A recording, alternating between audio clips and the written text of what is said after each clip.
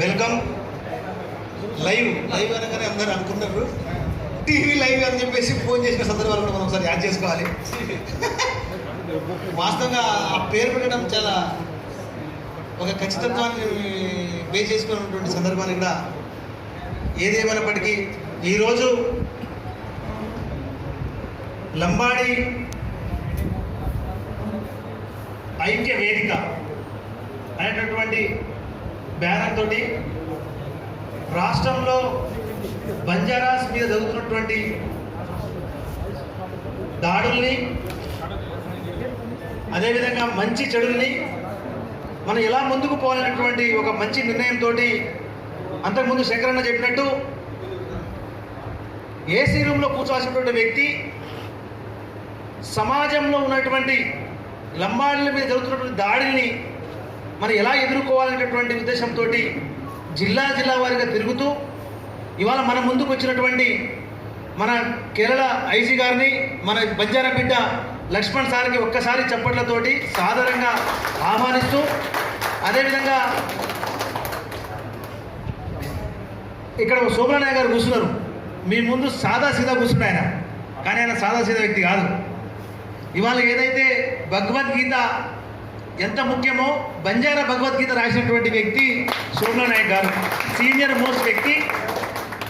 అదేవిధంగా చాలా చిన్న వయసులో ఎంబీబీఎస్ చేసి ఒక వ్యవస్థకి ఎవరో ఒకరు ముందున్నా అని చెప్పేసి ముందుకు వస్తున్నటువంటి రాజ్ కుమార్ గారికి, అదేవిధంగా ఇక్కడ ఉన్నటువంటి మన జాతి పెద్దలు ఒక్క చిన్న మెసేజ్ ద్వారా ఇంతమంది రావడం అనేది చాలా శుభ పరిణామం.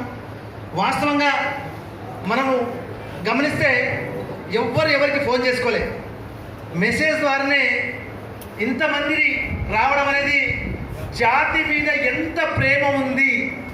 జాతి అంటే ఏదో అంటే చూసినా కోసుకోవడానికైనా సిద్ధం అని చెప్పినటువంటి ఇలా ఇంతమంది వచ్చినట్టు మీ అందరికీ కూడా పేరున ధన్యవాదాలు.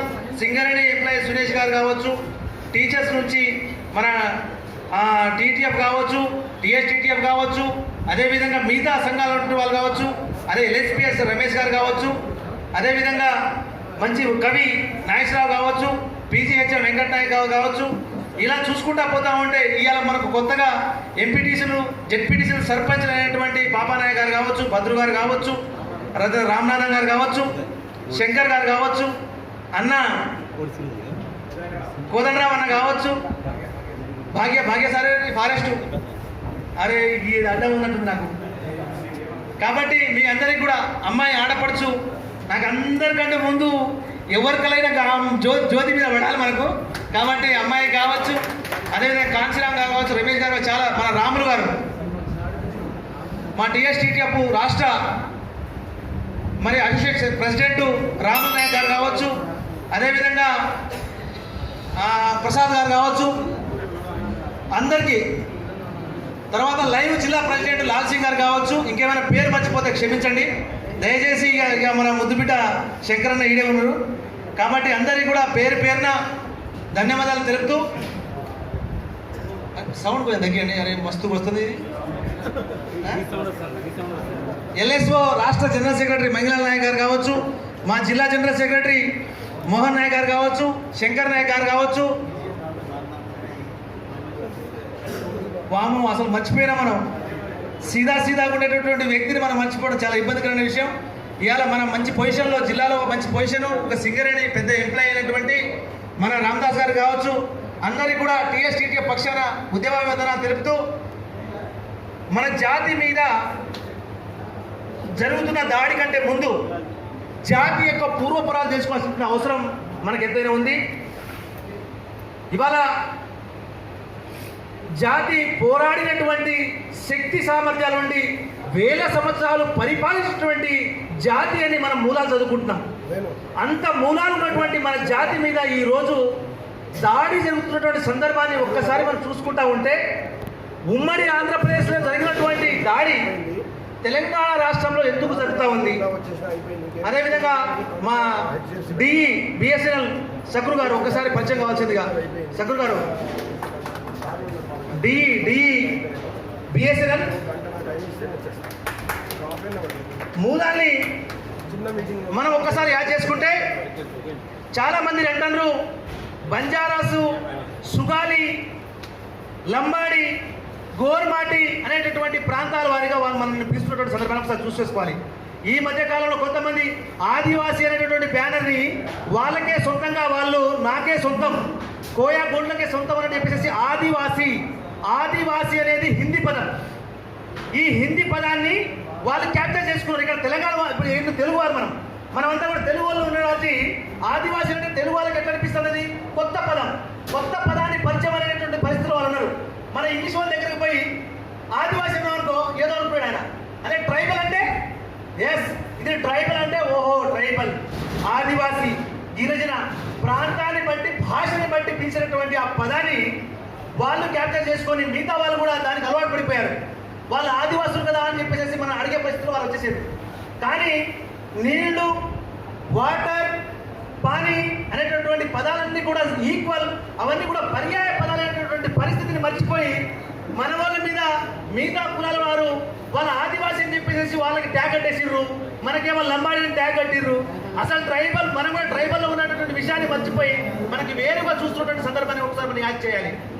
కాబట్టి ఏదైతే ఈ తెలంగాణలో 1976లో చేర్చారు అని చెప్తారు, తేల్చారు అని చెప్పేసి మనం చెప్పాలి. తేల్చారు ఏదైతే మనం ఈ పదాలు వాడుకుంటున్నాం ఇప్పుడు పానీ, వాటర్, ఇదే విధంగా మనం ఇప్పుడు మన భాషలో ఏమంటున్నాం నీళ్లు అని ఏవైతే రెండు సమానమే, వాళ్ళు సుగాలి అయినా బంజారా అయినా ఒకటే అని చెప్పేసి తేల్చినటువంటి సందర్భంలో 24 సంవత్సరాలు మనం రిజర్వేషన్ని కోల్పోయినటువంటి పరిస్థితిని ఒక్కసారి మనం యాడ్ చేసుకోవాలి.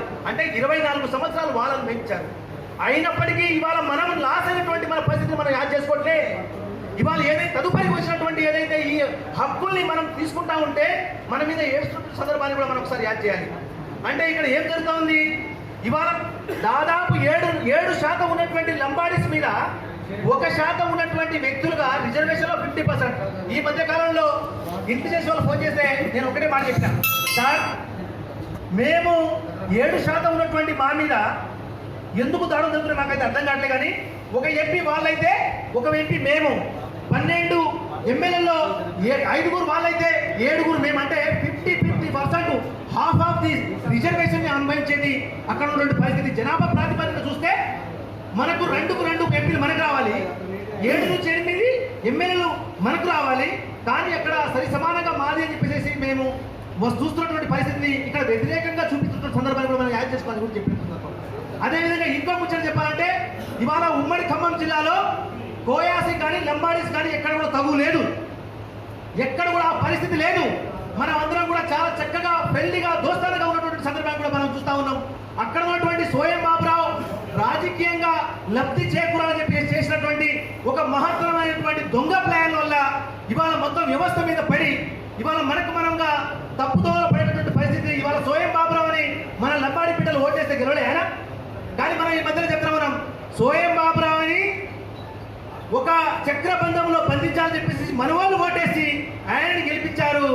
ఎలా గెలిపించారంటే రేపు పార్టీకి బౌండ్ అయిపోవాలి, రేపు ఏమైనా మాట్లాడితే ఆ పార్టీని టార్గెట్ చేయాలని చెప్పేసి లంబాడి బిడ్డలు టార్గెట్ చేసి ఆయనని గెలిపించి ఇవాళ మీరు యొక్క మాట అంటే మనం ఎవరు తింటున్నాం, ఇలా బీజేపీని తింటున్నాం. రేపు మన యొక్క హక్కుల్ని కాపాడడానికి ఒకరు ఇప్పుడున్నటువంటి ప్రభుత్వం తప్పు చేస్తే ప్రభుత్వం తిడతాం.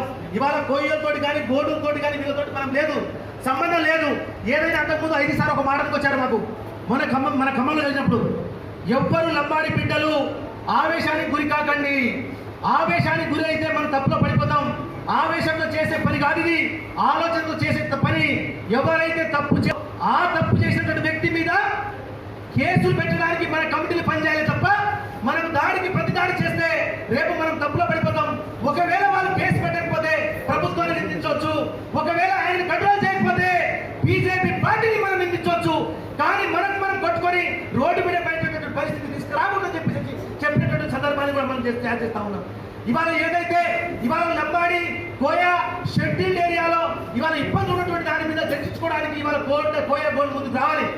ఇవాళ సమస్యలు అనేక సమస్యలు పక్కన పెట్టి ఇవాళ ఏజెన్సీ ప్రాంతంలో మరి ఇవాళ ఉన్నటువంటి ఏదైతే పోడు భూముల విషయంలో చర్చకి రావాలి.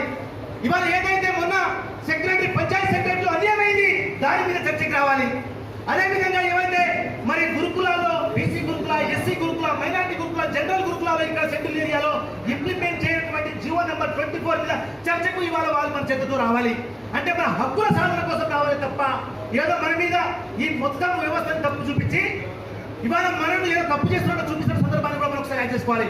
అంటే 24 జీవోని ఈ మధ్యలో తీసుకొచ్చి ఇవాళ ఏదైతే వాళ్ళు ఐటీడీఏ భద్రాచలం ఉండబట్టి అయినా మేమందరం కూడా ఐటీ సార్ని ఇక్కడ మేధావులుగా మనం అందరం కూడా ఐటీడీఏ అనేది ఖచ్చితంగా మారుమూల ప్రాంతం అక్కడ ఆల్రెడీ ఆంధ్రాకి 7 మండలాలు పోయినాయి, 2 మండలాలు ములుగు పోయినాయి, ఉన్నటువంటి ఎక్కువ మంది ట్రైబల్స్ ఉన్నటువంటి ప్రాంతం ఈ కొత్తగూడెం హెడ్ క్వార్టర్ కాబట్టి ఆ ఐటీడీఏని ఖచ్చితంగా మనం కొత్తగూడెం హెడ్ క్వార్టర్కి మార్చే విధంగా ప్లాన్ ఎప్పుడైతే చేస్తామో ఖచ్చితంగా ఈ యొక్క పరిష్కార మార్గం జరుగుతుంది. ఐటీడీఏ పిఓ దగ్గర రోజు పొద్దున కనబడడం, సాయంత్రం కనబడడం, కొత్త కొత్త ఆలోచనలు ఇవ్వడం, మళ్ళీ వాటికి సంబంధించినటువంటి ఏదైతే ఈ సర్కులర్ ఉందో జారీ చేయించడం. ఈ మధ్య కాలంలో మరీ ఇంత సర్కులర్ మన ప్రాంతం అట ఉసుకరాపల్లి లేదా రేగుపల్లిలో బద్దుతండ 1950లో ఆ గ్రామం లేదు కాబట్టి వీళ్ళకి ఎక్కడ ఉన్నటువంటి వాళ్ళకి ఏజెన్సీ సర్టిఫికేట్ ఇవ్వద్దు. కానీ ఇక్కడ జీవో నెంబర్ 24లో ఏం చెప్తా ఉంది, మీరు బర్త్ సర్టిఫికేట్ కానీ స్టడీ సర్టిఫికేట్ కానీ భూమి తనఖా రికార్డ్స్ కానీ ఏమైనా ఉంటే వాళ్ళకి మీరు 24 జీవో ప్రకారం ఇవ్వచ్చు అని చెప్పేసి స్పష్టంగా చూపిస్తే దానికి వ్యతిరేకంగా ఇవాళ ఏదైతే ప్రాంతం లేదు, ఊరు లేదు, గ్రామం లేదంటే ఐటీడీఏ చాలా స్పష్టంగా చెప్పడం జరిగింది. సార్ 1950లో ఆంధ్రప్రదేశ్ రాష్ట్రం లేదు, 1950లో ఖమ్మం జిల్లా లేదు, 1950లో ఈ ఏదైతే ఐటీడీఏ మీరు కట్టుకున్నారో ఆ కట్టుకున్నటువంటి ప్రాంతం లేదు. కాబట్టి మీరు చెప్పేటువంటి పరిస్థితి లేదు. కాబట్టి ఏదైతే అలాంటి తప్పుడు సమాచారంతో మిమ్మల్ని ఇబ్బంది పెట్టే పరిస్థితి ఉంది, దాన్ని మీరు పరిగణగా తీసుకోకూడదు. ఇవాళ ఏదైతే జులుపాల్లో కోయ కాలనీ, ఏదైనా కోయ కాలనీ అనే పేరు అప్పుడు ఉందా 1950లో? అసలు కాలనీ అనే పదం, మండలం అనే పదం, విలేజ్ అనే పదం మనం ఎప్పుడైనా విన్నామా? ఎప్పుడో మనం ఏం చెప్పినాం? ఏమి ఏదో తాలూకో సమితిలో ఆ పేరు మనం. అంటే ఇలాంటి పేరుని వదిలిపెట్టి మనం మండలాలుగా రెవెన్యూ డిపార్ట్మెంట్ ఇప్పుడు తాజాలు పెట్టారు, మనం ఎంఆర్ఓని పెట్టారు. అంటే ఇలాంటి పదాలను ఎప్పటికప్పుడు వాళ్ళ అవసరాల కోసం మారుస్తూ ఉన్నారు. సార్ బౌండరీ ఏదైతే ఉందో, ఏదైతే ఏజెన్సీ బౌండరీ ఉందో ఆ ఊరు ఉందా లేదా పేరుకు అనుగుణంగా పెట్టుకున్నది కాదు. ఇక్కడ ఆ ఉన్న ఊరు ఏజెన్సీ బౌండరీలో ఉంటే వాళ్ళు తీసుకునే సర్టిఫికేట్ జెన్యూన్. ఇంకో మాట కూడా అడిగినాం, ఏమడిగినాం? ఇవాళ మీరు వీళ్ళ సర్టిఫికేట్ మనం ఇంత క్వశ్చన్ చేస్తున్నామే, కానీ సర్టిఫికేట్ లేని పరిస్థితి ఏంటి? ఇవాళ ఇక్కడ అంబసత్రం భూమిలో 1000 ఎకరాలు ఉన్నాయి, జెక్సీపై భూములు 1000 ఎకరాలు ఉన్నాయి, ఇనాం భూములు 1000 ఎకరాలు ఉన్నాయి, పట్వార్ భూములు 1000 ఎకరాలు ఉన్నాయి. అక్కడ జీతగాలుగా మారిన ట్రైబల్ కి ఆధారాలు ఎక్కడ దొరుకుతాయి? వాళ్ళ పరిస్థితి ఏంటిది?